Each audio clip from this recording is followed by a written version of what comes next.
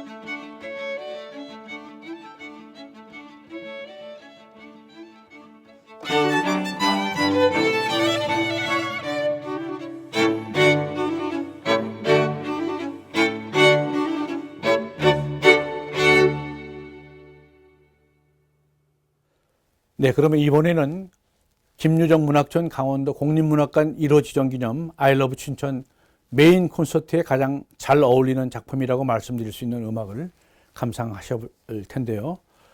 코리안 랩소디란 제목의 이 작품은 바이올리니스트 우회주의 스승인 알버트 마르코프 교수가 2012년 춘천을 방문하고 마침 김유정 문학관을 관람하게 됐는데, 그때 김유정의 수필 5월의 산골짜기 영문 번역본을 읽고 감동하여 탄생된 곡이 바로 이 음악입니다.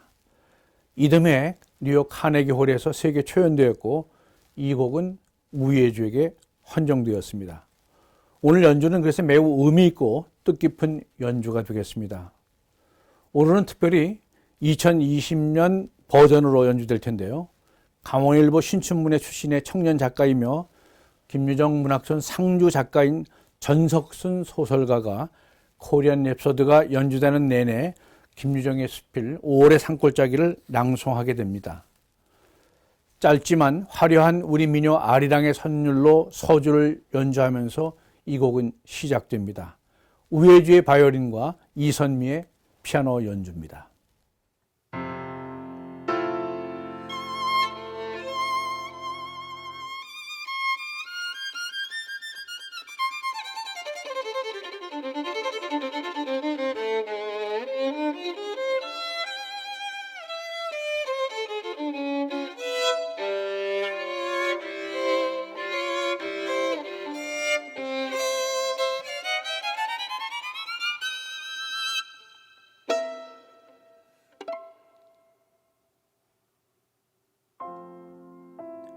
5월의 산골짜기. 나의 고향은 저 강원도 산골이다. 춘천읍에서 한 20리가량 산에 끼고 꼬불꼬불 돌아 들어가면 내닿는 조그마한 마을이다. 앞뒤 좌우에 굵직굵직한 산들이 빽 둘러섰고 그 속에 묻힌 아늑한 마을이다. 그 산에 묻힌 모양이 마치 옴팍한 떡시루 같다 하여 동명을 실내라 부른다. 집이라야 대개 쓰러질 듯한 헌초가요, 그나마도 50호밖에 못 되는 말하자면 아주 빈약한 촌락이다.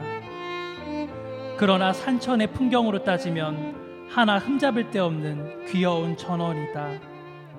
산에는 기와이초로 바닥을 틀었고 여기저기에 쫄쫄거리며 내솟는 약수도 맑고, 그리고 우리의 머리 위에서 골골거리며 까치와 시비를 하는 노란 꾀꼬리도 좋다. 주위가 이렇게 시적인이 많지 그들의 생활도 어디인가 시적이다. 어수룩하고 꾸물꾸물 일만 하는 그들에 대하면 딴 세상을 보는 듯하다. 벽촌이라 교통이 불편하므로 현사회와 거래가 드물다. 편지도 다달이 한 번씩밖에 안 온다.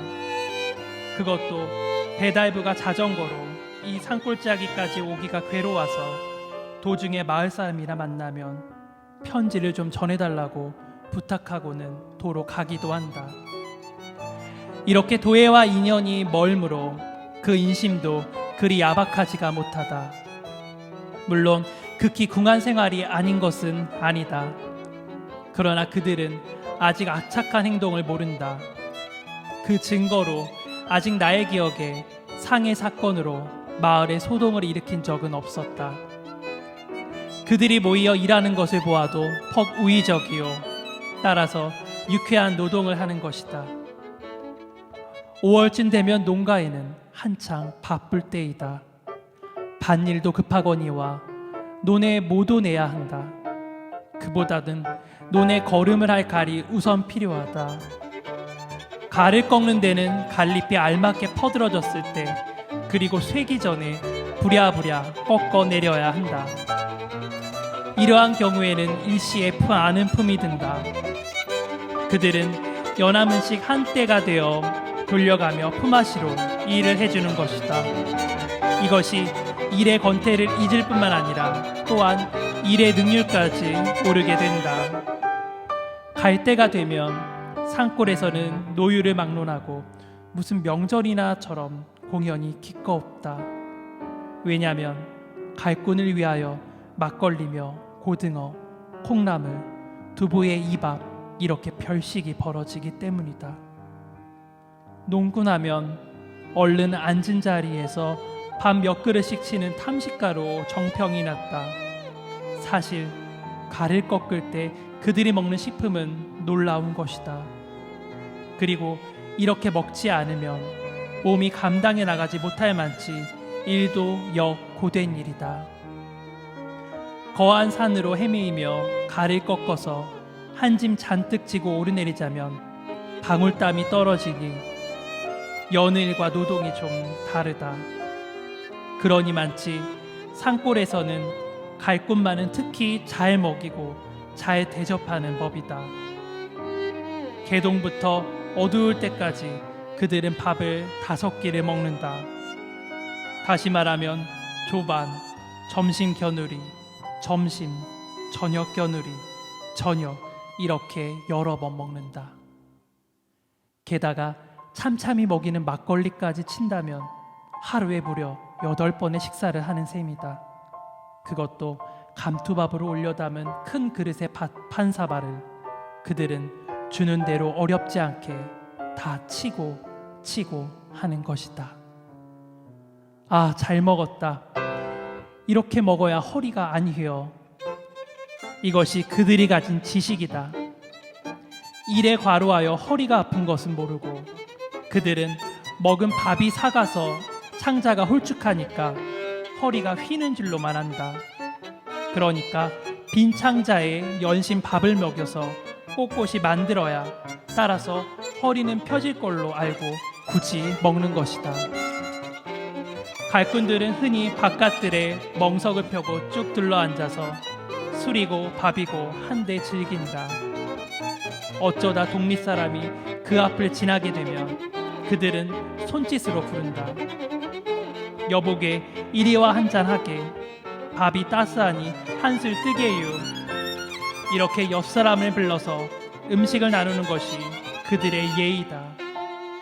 어떤 사람은 아무개 집에 갈 꺾는다 하면 일부러 찾아와 제 몫을 당당히 보고 가는 이도 있다.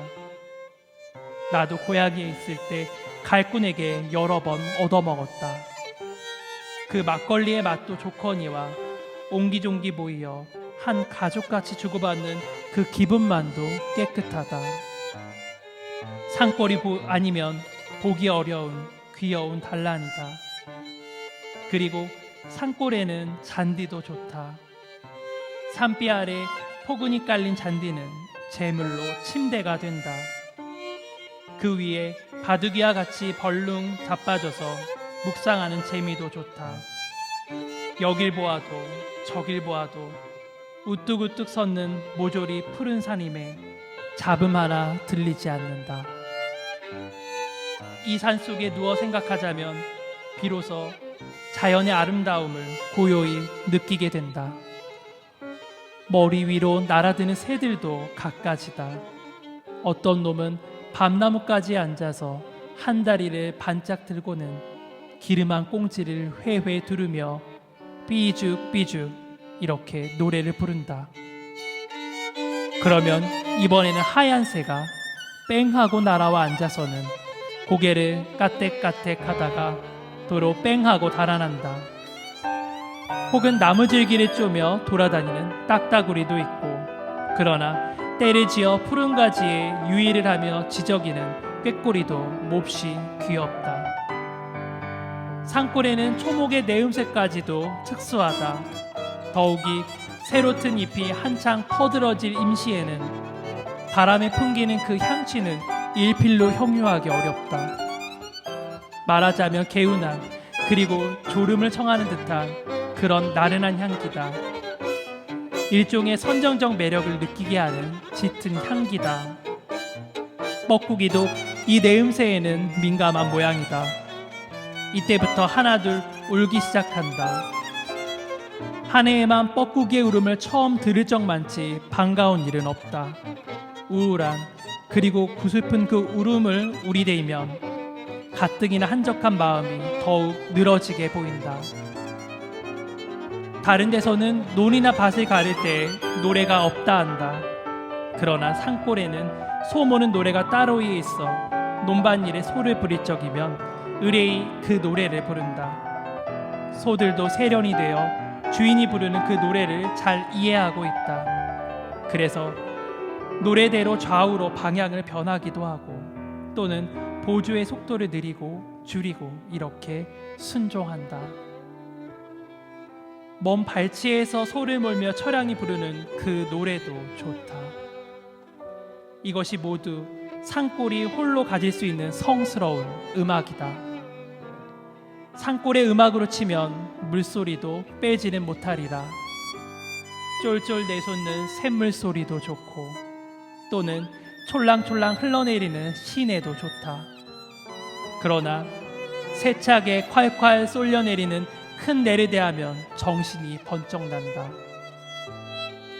논에 모를 내는 것도 이맘때다. 시골서는 모를 낼 적이면 새로운 희망이 가득하다.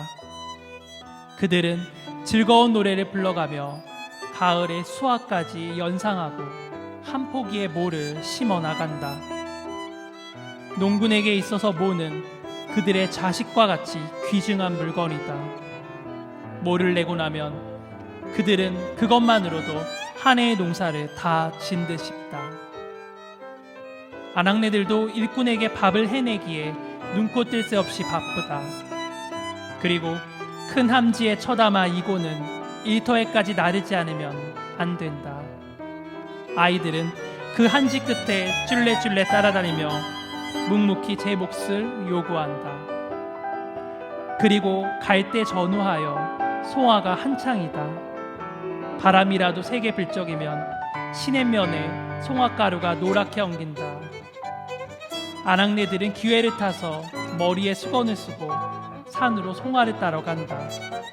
혹은 나무 위에서 혹은 나무 아래에서 서로 맞붙어 일을 하며 저희도 모를 소리를 몇 마디 짓거리다가는 토복절도 하듯이 깔깔대고 하는 것이다. 이것이 5월경 산골의 생활이다. 산한 중턱에 번듯이 누워 마을의 이런 생활을 내려다보면 마치 그림을 보는 듯하다. 물론 이지없는 무식한 생활이다마는 좀 더 유심히 관찰한다면 이지없는 생활이 아니고는 맛볼 수 없을 만한 그런 순결한 정서를 느끼게 된다. 내가 고향을 떠난 지 한 4년이나 되었다. 그동안 얼마나 산천이 변했는지 모르겠다. 그러나 금장이의 활을 아직 입지 않은 곳임에 상점 벽해의 변은 없으리라. 내게 건재 있기 바란다.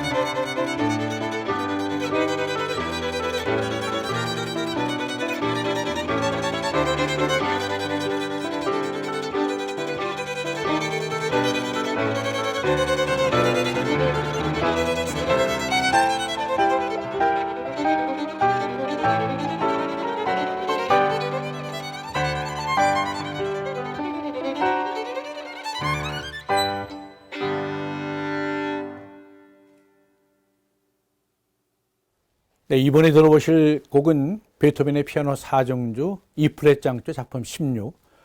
원래 피아노 오보에 클라리넷, 홀은 바순을 위한 5중주로 작곡된 곡입니다. 이 곡은 1799년부터 97년 사이에 작곡되었고 당시 빈 시민들이 오락성을 위해서 그 분위기에 맞게 작곡된 작품이라고 말씀드릴 수 있는데 당시 큰 호응을 얻자 작곡자 자신이 피아노 4중주곡으로 따로 편곡된 곡이기도 합니다. 따라서 여러분은 오늘 피아노 4중주로 편곡된 작품을 들어보시게 되는 겁니다. 베토벤은 당시 모차르트가 작곡해 큰 인기를 낳은 관악 5중주와 악기 편성과 조성을 같게 만들어 이 작품에 모차르트의 곡을 의식하면서 만들지 않았나 하는 그런 생각을 낳게 하고 있기도 합니다. 그러나 베토벤 실내 악곡 초기에 해당되는 작품으로는 걸작이라 할 만큼 악기의 사용과 구성을 잘 조합해낸 종조곡입니다. 역시 바이올린의 우혜주, 비올라의 이성진, 허정인의 첼로, 그리고 이선미의 피아노 연주로 함께 들어보시겠습니다.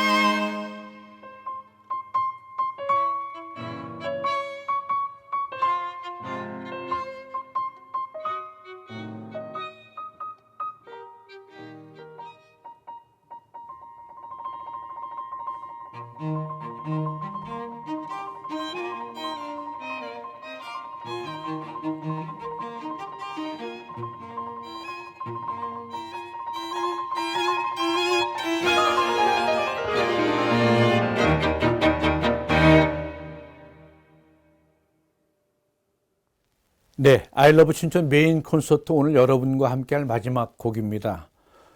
당초 몸짓극장 비대면 연주회에선 앙코르 곡으로 연주된 작품이죠. 로베르토 슈만의 피아노 4중곡 E플랫 장조 작품 47 제3악장 안단테 칸타빌레입니다. 1840년 가을 슈만은 아내 클라라와 결혼한 이후 창작의 일대 전환을 가져오게 되죠. 결혼 전까지 주로 피아노 음악을 써왔던 슈만이지만 이 시기를 전후해서 새로운 장르로 작곡 영역을 넓히게 됩니다. 슈만의 주옥 같은 실내악곡들이 탄생한 1842년은 세 편의 현악 4중주곡을 완성했고 그해 가을엔 피아노 5중주곡과 오늘 감상하실 피아노 4중주곡 작품 47을 완성하게 됩니다. 슈만의 유일한 피아노 4중주곡은 그의 작품을 통틀어 가장 아름다운 3악장 안단테 칸타빌레를 가지고 있는 작품으로 슈만 로맨티시즘의 극치를 보여주는 아름다운 악장입니다. 역시 4명의 연주가가 안단테 칸타빌레를 노래합니다.